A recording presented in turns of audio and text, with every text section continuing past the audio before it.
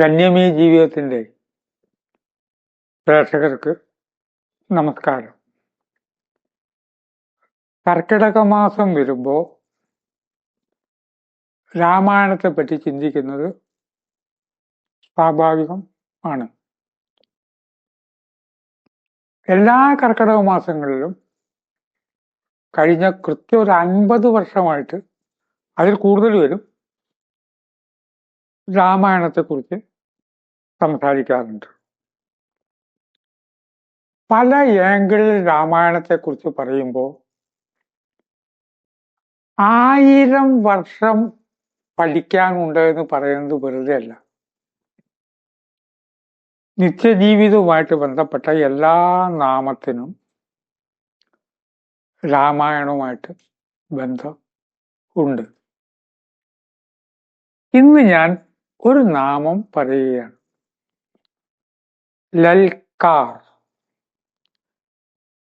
ലൽക്കാർ എന്ന പേരിൽ എൻ്റെ അറിവിൽ കേരളത്തിൽ ഒരു വ്യക്തി മാത്രമേ ഉള്ളൂ. മാതൃഭൂമി വാരാന്തപതിപ്പിന്റെ പത്രാധിപരായിരുന്നു.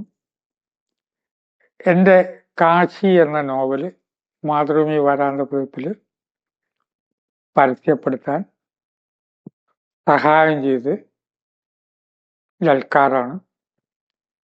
ഞാൻ ഈ നാമം കേൾക്കുന്നത് എത്രയോ കൊല്ലങ്ങൾക്ക് മുമ്പ് എൻ്റെ സഹോദരി അംബികാദേവി തൃശ്ശൂർ കേരളവർമ്മ കോളേജിൽ MA പഠിക്കുമ്പോൾ കൂടെ പഠിക്കുന്നു ലൽക്കാർ എന്ന് പറഞ്ഞിരുന്നു. ആ നാമം ലൽക്കാറിനെ പരിചയപ്പെടുന്നത് പിന്നീടാണ്. എൻ്റെ മനസ്സിൽ കടന്നു, എന്താണ് ഇതിൻ്റെ അർത്ഥം?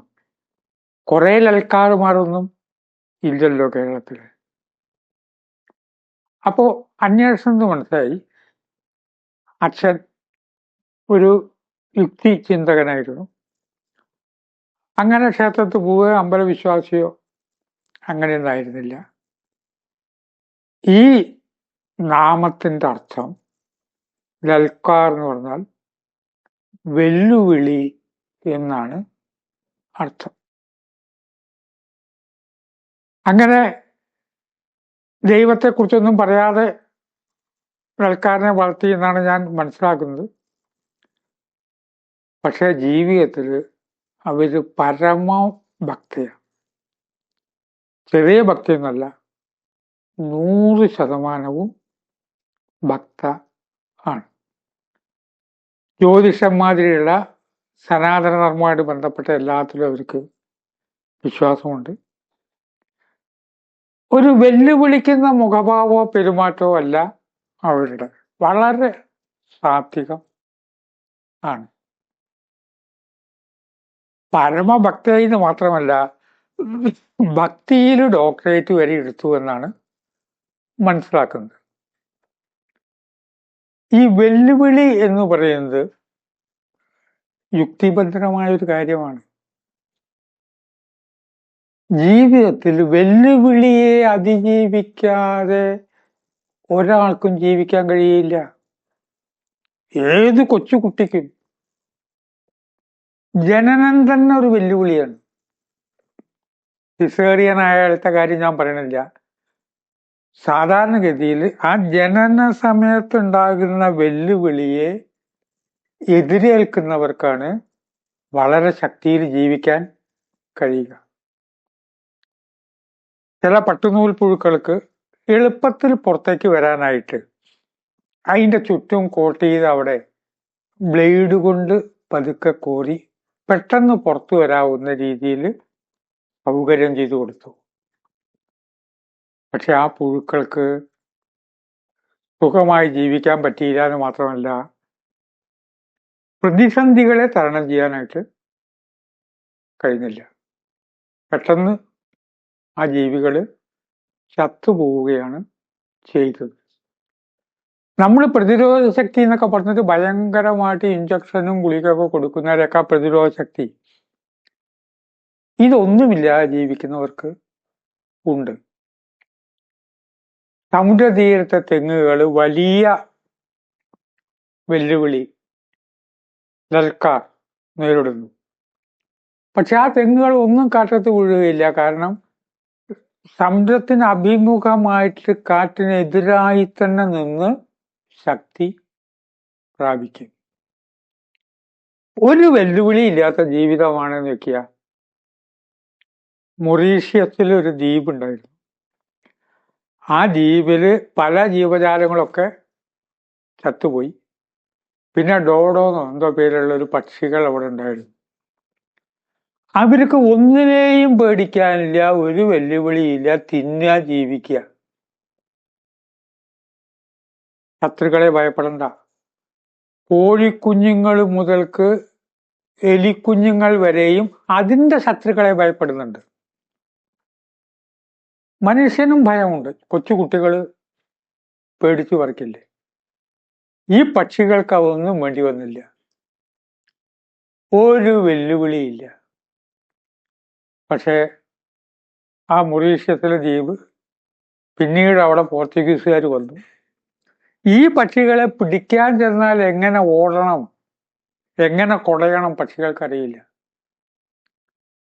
അതിനൊക്കെ ഒന്ന് തിന്നു.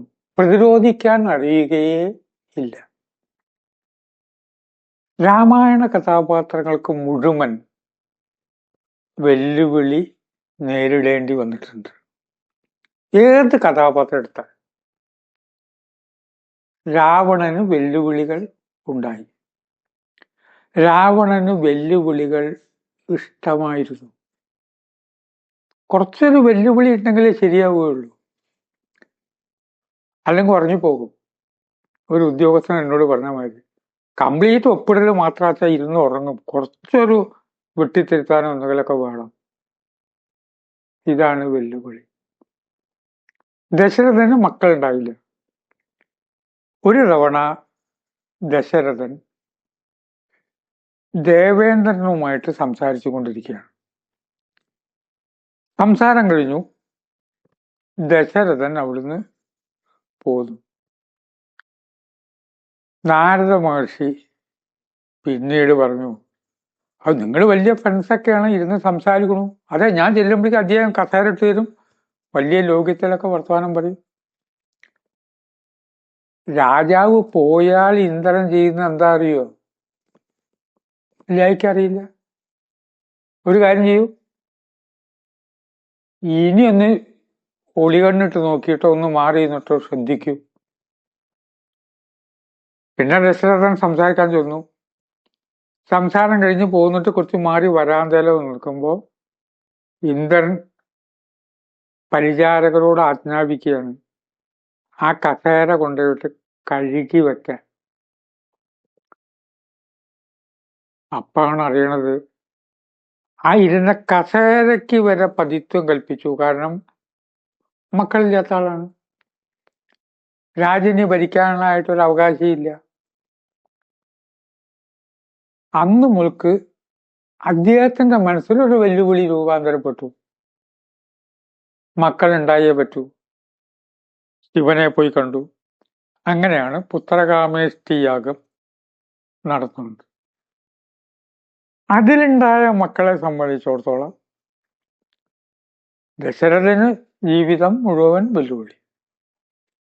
അതിനിടയ്ക്കൊരു ശാപം വന്ന് വിട്ടു. കൈകേയി പറഞ്ഞത് കേൾക്കേണ്ടി വന്നു. ഈ കൈകേയിയുടെ വാക്ക് കേട്ടിട്ട് ഇങ്ങനെ ഓടി നടക്കണോ എന്ന് പറഞ്ഞിട്ട് ആളുകൾ പരിഹസിച്ചടങ്ങി. അതൊരു വെല്ലുവിളി. ഇങ്ങനെ രാമായണ മാസത്തിൽ രാമായണ കഥാപാത്രങ്ങളൊക്കെ എടുത്താൽ ഏതെങ്കിലും രീതിയിലുള്ള വെല്ലുവിളി ആണ് അവരുടെ ജീവിതം. അതെനിക്ക് ആവശ്യമാണ്. ഏറ്റവും സ്പീഡിൽ വാഹനം ഓടിക്കാൻ സുഖം സ്ട്രെയിറ്റ് ആയിട്ടുള്ള റോഡാണ് എന്നാണ് നമ്മൾ വിചാരിച്ചിരിക്കുന്നത്. ഞാൻ ആദ്യം അങ്ങനെ തെറ്റിദ്ധരിച്ചിരുന്നു. ഒരൊറ്റ നേർരേഖ പോലുള്ള റോഡാണെങ്കിൽ ഒന്നും ആലോചിക്കാനില്ല. പക്ഷെ ഡ്രൈവിങ്ങിൽ അറിയുന്നവർ പറയുകയും ഗ്രന്ഥങ്ങളിൽ ഞാൻ വായിക്കുകയും ചെയ്തിരിക്കുന്നത് വളവുകൾ വേണമെന്നാണ്. മുഴുവന വളവാവണം എന്നല്ല, കേരളത്തിലത്തെ മാതിരി കുറച്ച് വളവുകൾ ഉണ്ടാകുമ്പോഴാണ് വാഹനത്തിന് സ്പീഡ് കിട്ടുക. സ്ട്രെയിറ്റ് ആയിട്ട് ഒറ്റ പോക്ക് അല്ല. ഇത് പലപ്പോഴും അനുഭവിക്കാം. വെല്ലുവിളിക്ക് എത്രയോ അർത്ഥതലങ്ങളുണ്ട്. ഏതൊരു കാര്യം വരുമ്പോഴും സിനിമയുടെ ഷൂട്ടിംഗ് സമയത്ത് അനുഭവമുണ്ട്. എന്തെല്ലാം വെല്ലുവിളി തരണം ചെയ്തിട്ടായി ഡയലോഗ് പറയുന്നത്. ഒരു വരി പറയുമ്പോ കാണാൻ വന്ന് നിൽക്കുന്നവര്, അവരുടെ കമന്റ്, അവിടുത്തെ ബഹളം, അതെല്ലാം കഴിഞ്ഞിട്ട് ലൈറ്റ് പോവും. അപ്പൊ ക്യാമറാമാൻ കൈകൊണ്ട് ഇങ്ങനെ കാണിക്കും. ഡയറക്ടർ ഡയലോഗ് നമ്മൾ കാണുന്നത് അവർ നിന്ന് പ്രണയിക്കുന്നതാണ് കാണുന്നത്. ആ വെല്ലുവിളിയെയാണ് ഇന്ധനം ജീവിതത്തിന്റെ. ഹനുമാന്റെ ജീവിതത്തിൽ മുഴുവൻ വെല്ലുവിളി. സുഗ്രീവന്റെ ജീവിതം എടുത്താലോ, സുഗ്രീവമായോണ്ട് രക്ഷപ്പെട്ടു. കഴുത്ത് നന്മയിലേക്ക് നീണ്ടു നിൽക്കുന്നു എന്നാണ് സുഗ്രീവൻ എന്ന പദത്തിന്റെ അർത്ഥം. വെല്ലുവിളി. ബാലിയെ സംബന്ധിച്ചിടത്തോളമോ വെല്ലുവിളി. ഇവിടെ വെല്ലുവിളി എന്ന് പറഞ്ഞിട്ടുണ്ടെങ്കിൽ വടക്കമ്പാട്ട് കഥയിലത്തെ വെല്ലുവിളി എന്നുള്ള അർത്ഥത്തിൽ പോലെ സൽക്കാരം എന്ന നാമത്തിന്റെ അർത്ഥം വളരെ ആലോചനാമൃതം ആണ്. ഈ ജ്യേഷ്ഠൻ ഇങ്ങനെയായി പോകുമ്പോൾ വിഭീഷണനെ സംബന്ധിച്ചിടത്തോളം ഉള്ളിലൊരു പ്രശ്നം ഉണ്ടായി. ആ പ്രശ്നം ഒരു വെല്ലുവിളിയാണ്. ഞാൻ നിൽക്കേണ്ടത് ധർമ്മത്തിന്റെ ഭാഗത്താണല്ലോ, ജ്യേഷ്ഠൻ ധർമ്മത്തിന്റെ ഭാഗത്തല്ലല്ലോ നിൽക്കുന്നത്. വിഭീഷണൻ ഇവിടുന്ന് പോന്നു. വിഭീഷണൻ എത്തിയ ഉടനെ രാമനെ സംബന്ധിച്ചിടത്തോളം ആ പ്രശ്നം ഒന്ന് സോൾവ് ചെയ്യണ്ടേ? അതാണ് വെല്ലുവിളി. ആ പ്രശ്നത്തിനെ ഒന്ന് തൽക്കാലം സോൾവ് ചെയ്യണ്ടേ? നമ്മൾ ജീവിതത്തില് എവിടെ ഇരുന്നാലും പ്രശ്നത്തെ സോൾവ് ചെയ്യേണ്ടി വരും. അവസാനം തന്റെ കൂട്ടത്തിൽ കൂട്ടി. അപ്പൊ ഹനുമാൻ ചോദിച്ചു, ഇത് വിശ്വസിക്കാൻ പറ്റുമോ? രാക്ഷസ കുലത്തിൽ നിന്നാണ് ഒരുത്തനെ കൊടുന്ന് ശിഷ്യനാക്കിയിരിക്കുന്നത്. എന്താ മറുപടി പറയാ? അങ്ങാകട്ടെ രാജാവായിട്ട്, ലങ്കയിലത്തെ രാജാവായിട്ട് അവരോധിക്കുകയും ചെയ്തു. സമുദ്രത്തിൽ നിന്ന് 3 തുള്ളി ജലം ഇരത്തോട്ടി. അപ്പൊ വാക്ക് മാറേണ്ടി വരില്ലേ? അതിന് മറുപടി പറയണ്ടേ? മറുപടി പറഞ്ഞു രാമൻ. എങ്ങനെ പോയിരുന്നാലും ശരി, വിഭീഷണൻ രാജാവാവും. എന്റെ അയോധ്യ ഞാൻ അങ്ങോട്ട് കൊടുക്കും. ഇതുപോലെ നാം ചിന്തിക്കുക. രാമായണ കഥാപാത്രങ്ങളല്ല, നമ്മൾ ഓരോരുത്തരും ഒരു കൊച്ചുകുട്ടി, ജനിച്ച കുട്ടി മുതൽക്ക് വൃദ്ധന്മാർ വരെയും പല വെല്ലുവിളികളും നമുക്ക് വരുന്നു. അതിനെ ഫേസ് ചെയ്യാനായിട്ട് നമുക്ക് കഴിയണം. അപ്പൊ ലൽക്കാറിന് ലൽക്കാർ എന്നുള്ള പേരിട്ടത് വളരെ നന്നായി. ലൽക്കാറിന്റെ പേര് അങ്ങനെ ആയതുകൊണ്ടാണല്ലോ ഞാൻ ഇതിനെ പറ്റി പറയുന്നത്. ഇപ്പൊ കണ്ടിട്ട് കുറെ കാലമായി, മാതൃഭൂമിയിൽ നിന്ന് പോകുന്നതിനെ കണ്ടിട്ടില്ല. അവരെ കുറിച്ചൊന്ന് ചിന്തിച്ച് ആ നാമത്തിന്റെ അർത്ഥം കൂടി ഒന്ന് രാമായണ മാത്രം ആലോചിച്ച് വാക്കുകൾ ഉപസംഹരിക്കുന്നു. നമസ്കാരം.